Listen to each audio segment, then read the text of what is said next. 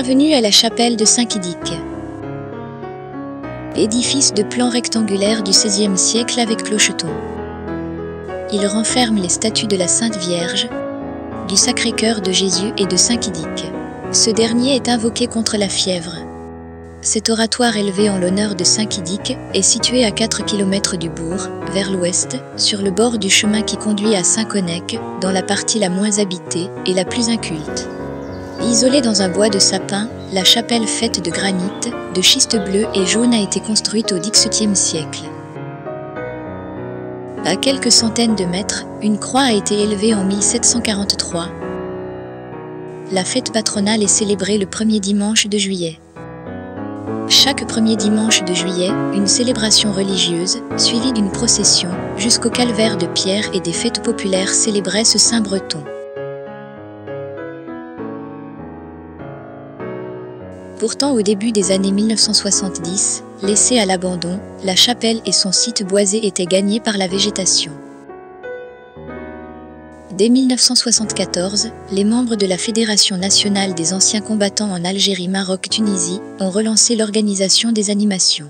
La force du collectif et les fonds récoltés ont ainsi permis la réhabilitation du terrain, la rénovation de la chapelle et de sa fontaine en schiste. Ainsi, au fil des époques, le village de Saint-Quidic et son patrimoine religieux ont vécu au rythme des courses de chevaux, des intervilles, des courses cyclistes et des bals populaires.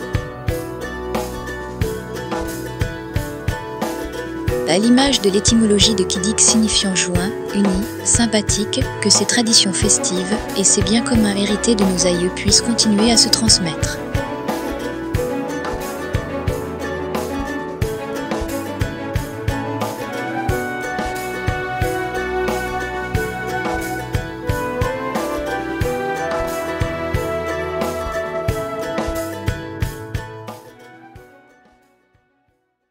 Là, je m'appelle Dominique Maudo, je suis de Saint-Carlec. Pendant des années, j'ai suivi mon père au niveau des pompiers, les anciens Algérie, la commune. J'ai participé à beaucoup de choses avec mon père. Non, on continue à perpétuer ce que mon père a fait. Voilà. Et du coup, Ah, c'est toi. Oui, c'est Ah oui. j'avais fait et c'est ma cousine Delphine qui est là. Ah oui, Delphine oui, Rousseau. Ouais. Ça c'est en 1995. Ah, bien, ouais. Pour cycliste de Saint-Quidic, j'avais fait deuxième. Oui. Et c'est génial. Et ton père il est où alors? Ah, mon père est là. Ah d'accord, ok. Ah, c'est génial. Ouais. Et oui, c'était Damien Le Bourdet, je crois, qui avait gagné. Ah oui, oui, exact, oui. Ouais, d'accord, c'est marrant. J'ai des photos de cette course. Ouais. Mon grand-père, Eugène Lecam, donc visiblement c'est lui qui a pris la première présidence, hein, c'est ça? Voilà, c'est ça. D'après ce que j'ai compris, c'est 1973 jusqu'à son décès en 1989. Ouais. Et donc ton père, Rémi Maodo, aurait pris la suite, c'est ça? La suite, à partir de 1989. D'accord. Jusqu'à 2016. D'accord, jusqu'à son décès aussi. Hein. Jusqu'à son décès. Il y avait des casse-côtes, bivettes. Voilà, on rappelle de ça. Ouais. Donc du temps de la présidence de Jean Le Cam, c'est ça? Voilà, de Jean Le Cam. Eugène Le Cam, ouais. Ok. Et après, mon père a continué. Après le décès du gène. Course de Prenay, en gros, de 1989 à 97, c'est ça? Ouais, à peu près, ouais, voilà. Ouais. Le vélo, c'était bien, mais ça demandait beaucoup de bénévoles. Et à la longue, les gens fatiguaient. Et puis, mon père était partageur, était rassembleur. Et là, il disait qu'il y avait le site Saint-Quidic, il y avait un truc à faire. Et du coup, il voyait bien monter un chapiteau, faire des repas et tout. Et puis, tout le monde s'est mis à lancer ça. Et puis, c'était vraiment grandiose parce que lui, mon père, je pense que c'est ça qu'il cherchait beaucoup. Rassembler, la convivialité, voilà, le repas, que tout le monde soit heureux. Voilà, et il a réussi. Et avec des hauts et des bas, mais je pense que quand la journée était finie, tout le monde était content. Donc ça a duré 4-5 ans à peine? Ah, un peu plus quand même, un peu plus. Ouais. Un peu plus, parce que ouais, ça a duré au moins 7-8 ans. Ça s'est terminé en 2014, c'est ça? 2014. Ok. Parce que après, ça devenait très compliqué, parce qu'il fallait emmener tout sur place. Et ils n'étaient pas tout jeunes, ces gens-là. Puis moi, je pouvais pas toujours tout faire. Et je voyais que mon papa, il fatiguait.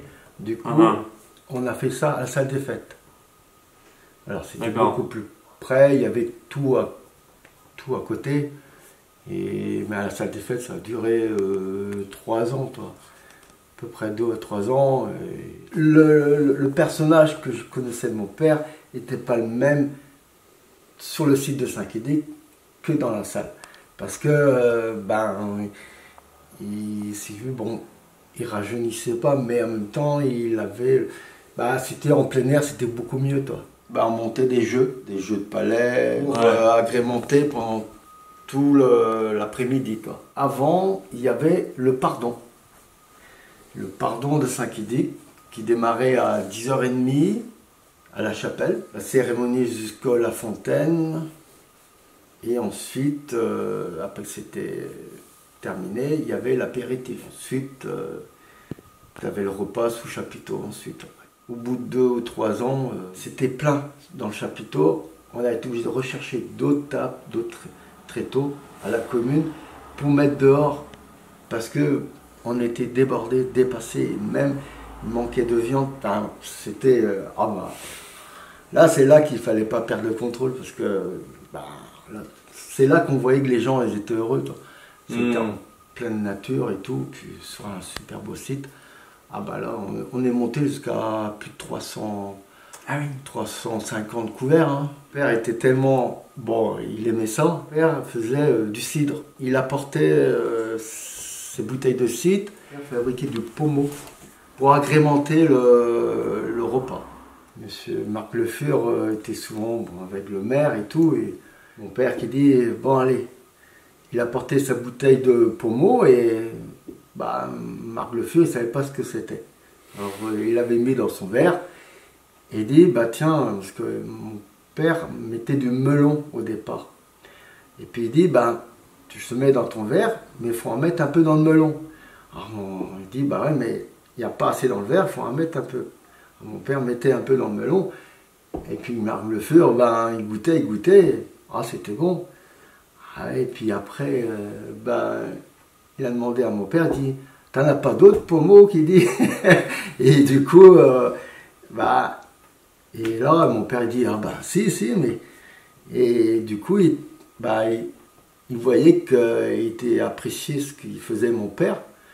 Puis après, Marc, il est sorti de là, il a pris mon père et dans ses bras en disant, il dit, Rémi, t'as fait quelque chose de super. Et ça, c'était... Et j'ai vu mon père avec des larmes en disant que... Parce que mon père, il apportait, mais au profond de lui, il était très sensible aussi d'un côté. Parce qu'il le faisait parce que c'était de bon cœur. Mais monsieur Marc Le Fur, il sortait de là, il apportait... c'est vrai qu'il prenait mon père et là, le jour-là, j'ai vu que waouh, c'était dur, quoi. Avec les anciens Algérie, ils étaient une trentaine. Avec les femmes, tout le monde participait à éplucher les légumes, à mettre en place les grosses marmites. Tout le monde apportait sa touche, toi. Et puis, et ensuite, quand les gens arrivaient pour manger, ça faisait le service. On voyait que tout le monde était content, ça rigolait là-dedans. Ça donnait du dynamisme à continuer à travailler. Et puis quand c'était à la fin de la journée, après, on se lâchait un peu. Il y avait des gens des communes environnantes, des gens des anciens Algérie, leurs familles, les petits-enfants qui venaient, ça fait beaucoup de monde. Et puis mon père il était connu, même au niveau des anciens Algérie, tout le monde était un peu éparpillé partout. À force de parler de droite à gauche, ça emmenait beaucoup de monde. Les gens attendaient, quand c'est le repas des anciens Algérie, tout de suite, ils attendaient qui venait. C'était, il y a des gens de la commune de Saint-Kardec, ils attendaient pour aller manger. Bientôt, les gens réservaient leur place. Il y avait dans le chapiteau, il y avait des familles réservées à leur table. Vraiment pour que toutes les familles soient réunies. Le maire de Saint-Kardec et... Alain Guillaume, c'est ça? Ouais. Et surtout monsieur le député Marc Lefeur. Je pense que même le député Marc Lefeur n'en revenait pas que mon père pouvait rassembler autant de personnes, donner du dynamisme aussi bien dans le site, un site comme ça, et puis sur Saint-Kardec, puis que montrer que même les députés voyaient que les gens étaient heureux, se lâchaient, ça c'était que du bonheur, toi. Et puis mon père était connu aussi bien pour apporter du bonheur, mais en même temps il participait à la commune, à diverses choses. Lundi midi, il y avait tous ceux qui désiraient donner un coup de main à nettoyer. On avait encore un repas. Et là, le repas, là c'était, on se lâchait, toi. Voilà. Et mon père était content. Et du coup, il invitait la voisine à côté, à la maison, et elle venait participer avec les anciens Algérie.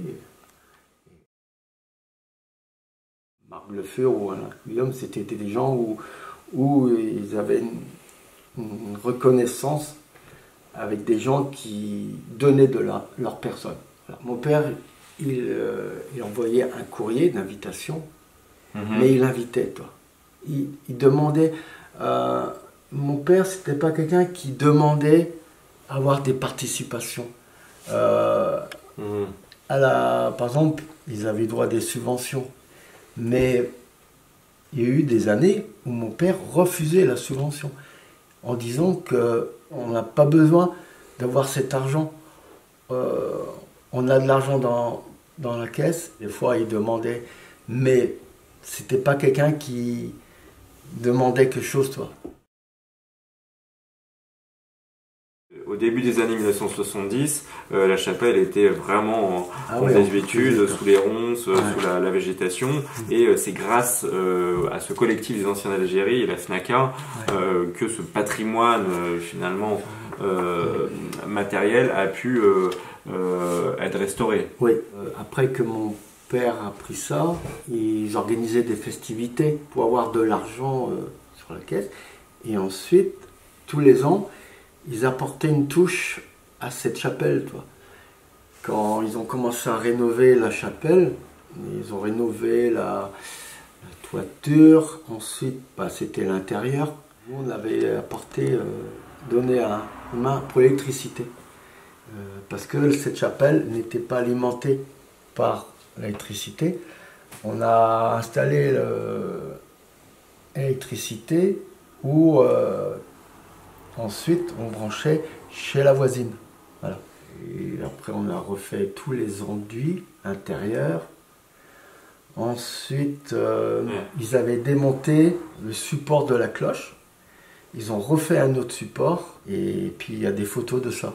Le support de la cloche a été fait avec du bois du site de Saint-Kédic par un ancien Algérie qui était dans ce métier-là. Ce bois-là a été fait avec du bois des anciens Algérie et il l'a travaillé et il l'a remonté. Et aussi, il y avait des bancs qui étaient dans la chapelle. Ces bancs-là aussi ont été fabriqués avec du bois du site de Saint-Kédic par M. Victor Hugo.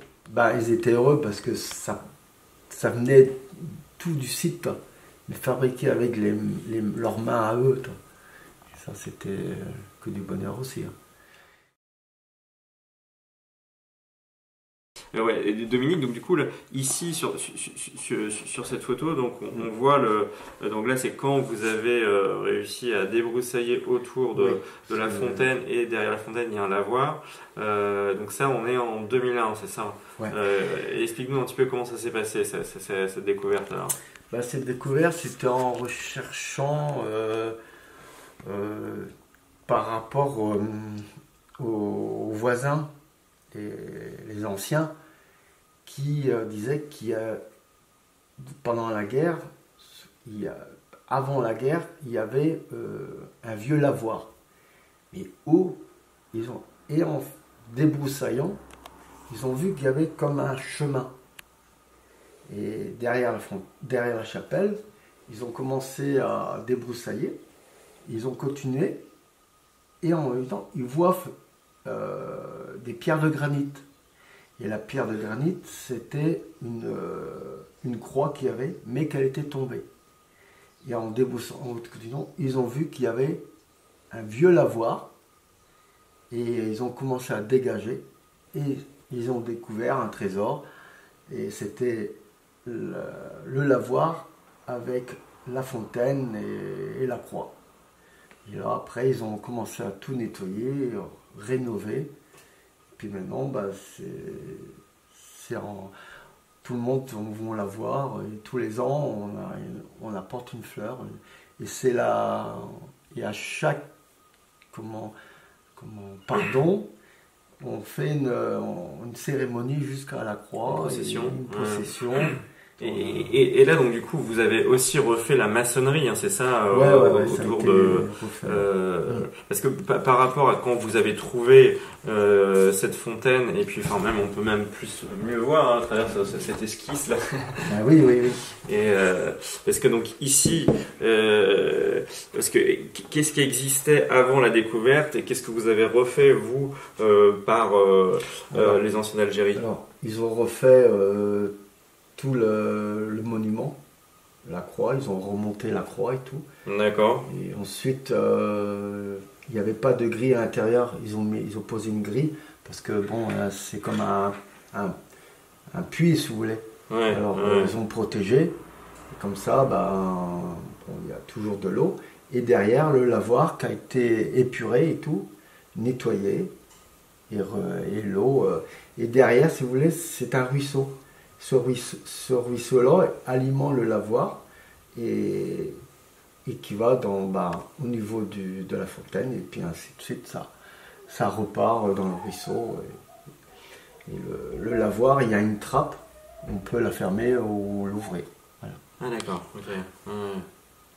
Et on vous a raconté des anecdotes autour de ce lavoir Alors apparemment, les gens jetaient des pièces.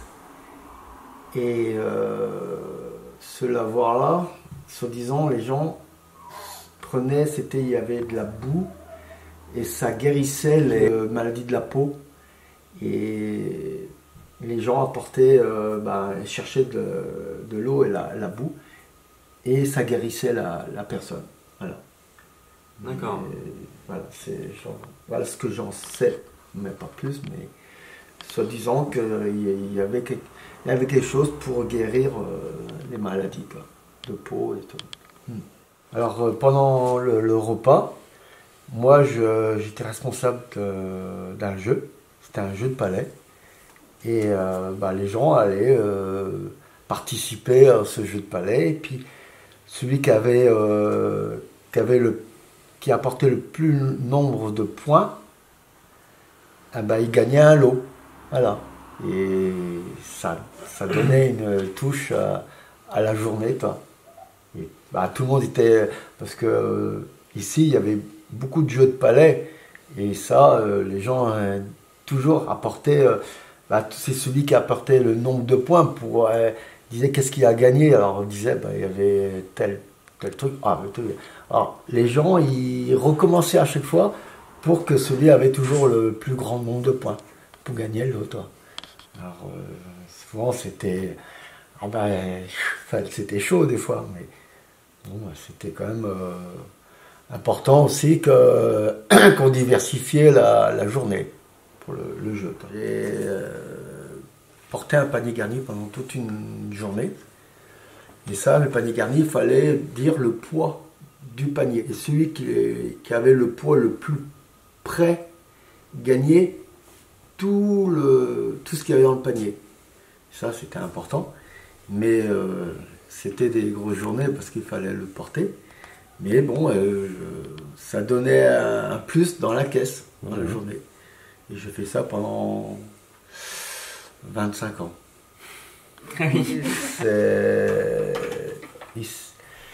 Ici, il y a la journée avec le repas, le chapiteau, l'endroit où c'est l'apéritif. Et les principales personnes qui donnaient un coup de main, il y a Victor Hugo, Francis Leroux, Louise, et une autre personne que je ne connais pas. C'est quand la journée était finie. Quand la journée était finie, on débarrassait. Et là, on voit pas mal de personnes qui sont encore présentes. C'était la touche finale. Alors ici, vous avez le barbecue avec les principaux personnages qui agrémentaient le repas pour les convives. Ici, vous avez François Blanchard, le Gustave Guyadec, et puis ça, c'est une personne qui vient de Saint-Brieuc, qui s'est attachée à les anciens Algérie, et d'autres personnes. Voilà. Claude Pasquiau, Roger Moulec. Aussi bien de 5 à 80, 90 ans. Tout était mélangé, toi. D'accord. Parce que, si tu veux, c'était des moments de convivialité. Et il y avait, quand il y avait des grandes familles qui arrivaient, ils emmenaient tous leurs petits-enfants, leurs enfants. Il y avait l'apéritif, ensuite, hop, ils s'installaient. Souvent, dans les grandes familles, leur table était réservée. Et ensuite, après, voilà, on n'avait plus qu'à servir ces gens-là. Mais, alors, il fallait compter 12 € le repas, avec le café. C'était un prix, mais mon père, il continuait à apporter un plus pendant tout le repas. Mais les gens, ils sortaient de là, ils disent voilà, on a payé, mais qui dit ce qu'on a eu, on n'aurait pas ça dans des restaurants, des trucs comme ça, où les gens s'amusaient. Est-ce qu'il y avait un équivalent sur Saint-Caradec, sur un événement comme ça qui rassemblait autant de personnes avec cette convivialité, cette joie, cette générosité? Il y a eu dans le temps un comité des fêtes à Saint-Caradec. Il y a eu la Fouette Saint-Jean par l'USC de Saint-Caradec. Donc l'USC de Saint-Caradec, c'est quelle organisation ça? Le club de football de Saint-Caradec qui organisait, on appelait ça la Fouette Saint-Jean, où mon père a apporté sa touche au niveau du montage de la fouet, où il avait ses propres fagots pour monter la fouet. Et lui, il était responsable de ça aussi. Et là, la Fouette de Saint-Jean, ça a duré 25 ans, à peu près. Ok, ça s'est arrêté dans quelles années, la Fouette de la Saint-Jean? 95, par là. Ok. Parce que plus on en faisait, c'était immense, hein. C'était des concerts, mais le problème c'est que plus ils allaient plus ils grandissaient, plus il fallait mettre une sécurité. Puis il faut trouver le bénévolat, et le bénévolat, après ça suffit plus. Du coup ils ont arrêté après. On avait eu un prêtre, il s'appelait le curé, M. Brajol, Eugène Brajol. Et une petite anecdote, il venait tous les ans à Saint-Quidic, Saint-Laurent, faire la messe à la chapelle. Et un jour, il y a eu un jour, il commence à fatiguer, et puis on lui dit d'aller. Et on l'attendait, pas de curé. Et il s'était trompé de route. Voilà, il était parti dans une autre chapelle. Et puis, du coup, on avait commencé à faire la messe. Mais après, il arrivait. Et puis, bon, ensuite, ça s'est passé normalement après. On a fait la cérémonie. Mais voilà, une petite anecdote. C'était quand ça Oh, c'était en 2012 par là. 2012. Il avait une touche, c'est qu'il faisait rigoler les gens et pendant son discours, il agrémentait pendant toute la chapelle. Parce que la chapelle n'était pas grande. Alors, il disait toujours, il dit, la chapelle n'est pas grande, mais plus on est nombreux, plus on a chaud, qu'il disait. Alors, il faisait rentrer les gens. Et puis, il y en avait autour du sacristie, tout ça. Mais voilà, mais c'était vraiment bien animé parce qu'il y avait la chorale de Saint-Carlet, tout ça. Et puis on chantait. Et tu avais souvent des gens de Saint-Carlet qui jouaient de la bombarde, de la guitare et qui venaient agrémenter pendant la cérémonie. Et ça, c'était beau à voir aussi. Hein. Tu as vu jusqu'à combien de personnes au pardon de Saint-Quidic à la messe du coup du dimanche matin? 60 personnes, toi. Oh oui, facile. 60, 80, ouais. Les trois quarts restaient mangés. Parce que les gens les bénévoles, les enseignants, qui allaient, qui participaient aussi à la cérémonie, mais il y en avait d'autres qui étaient à préparer le repas, l'apéritif.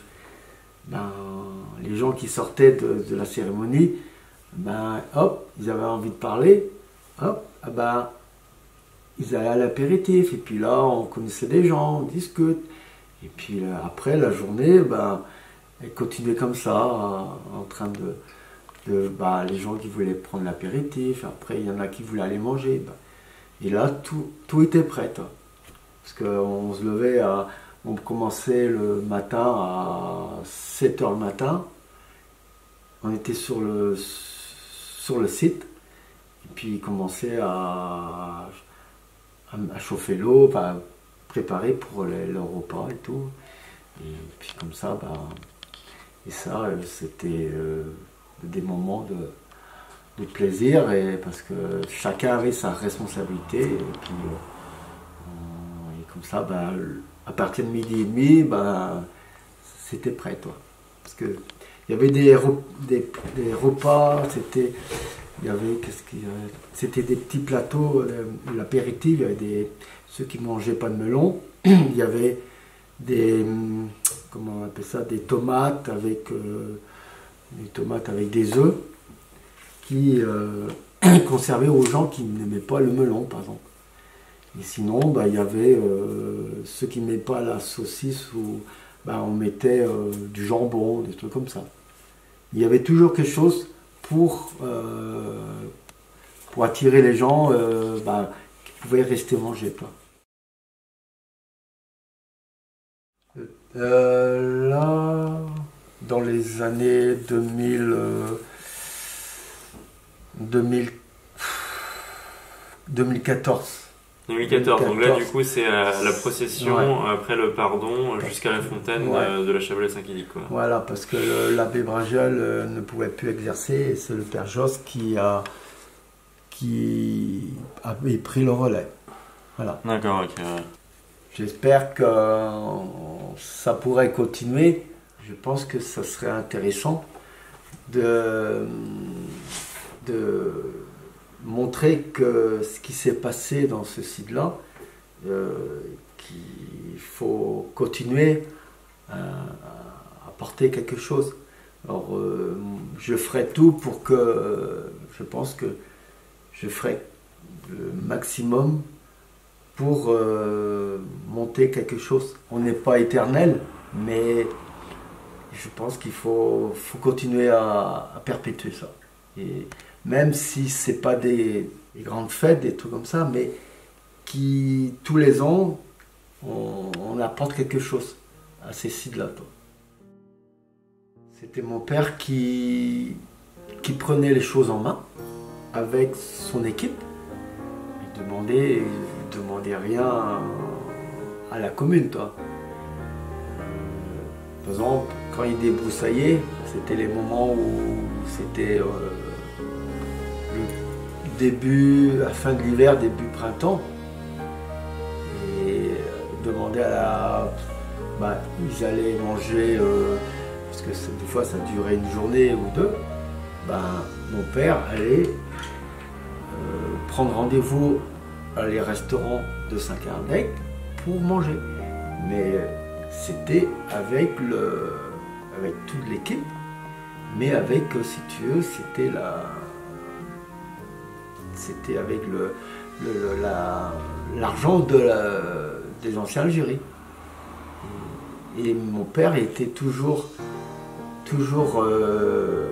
dans la commune, que quand il voulait faire quelque chose, il participait tous les restaurants,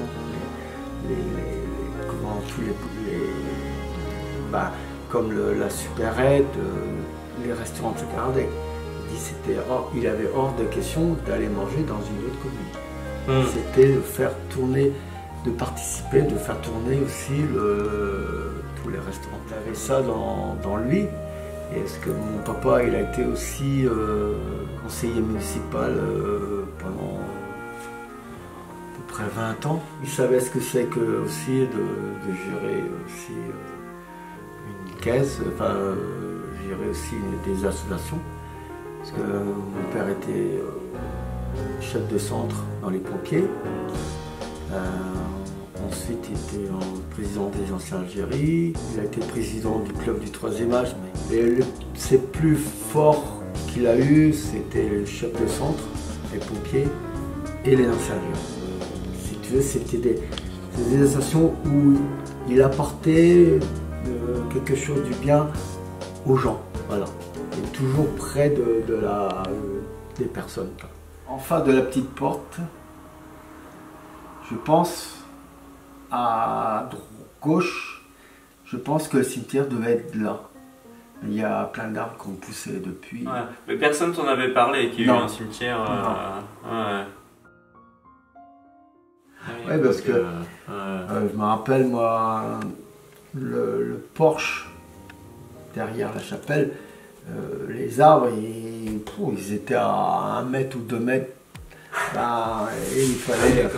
Ah ouais, je me rappelle, moi, les anciens Algérie, si tu veux, on coupait un peu avec la faucille pour la charpente qui a été refait parce que le lierre, les racines, ça montait et puis ça pourrit le bois.